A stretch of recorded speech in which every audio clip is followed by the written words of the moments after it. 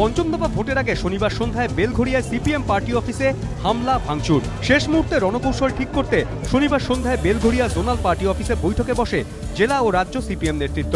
সেই সময় অটো এসে কয়েকজন দুষ্কৃতী হামলা চালায়। পার্টি অফিসে ব্যাপক ভাঙচুর চালায় তারা।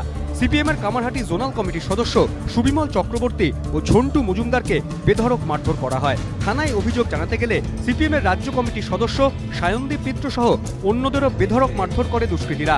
রক্তাক্ত অবস্থায় সায়নদীপ সহ তিনজনকে বেলঘড়িয়ার একটি বেসরকারি হাসপাতালে ভর্তি করা হয়।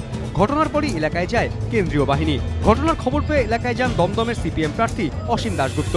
তার অভিযোগ, হামলা চালিয়েছে তৃণমূল।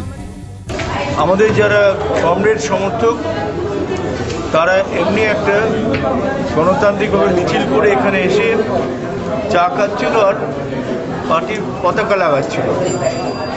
3-4 জন বসেছিলেন আর 2 জন এসেছিলেন। হঠাৎই বাইরে থেকে তৃণমূল কংগ্রেসের সঙ্গে যুক্ত সমাজ বিরোধীরা এসে চেয়ারটা তুলে ভাঙচুর করে।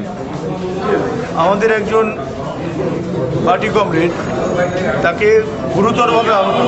অভিযুক্তদের গ্রেপ্তারের দাবি জানিয়েছে সিপিএম, না হলে বৃহত্তর আন্দোলনের হুঁশিয়ারি দিয়েছেন গৌতম দেব। হাজারে হাজারে মানুষ বেলঘড়িয়া থেকে তাদের প্রিয় নেতাকে দেখতে যাবে এবং যেহেতু ওটা বিটি রোডের ওপরে, তাতে বিটি রোড অবরুদ্ধ হয়ে যেতে পারে।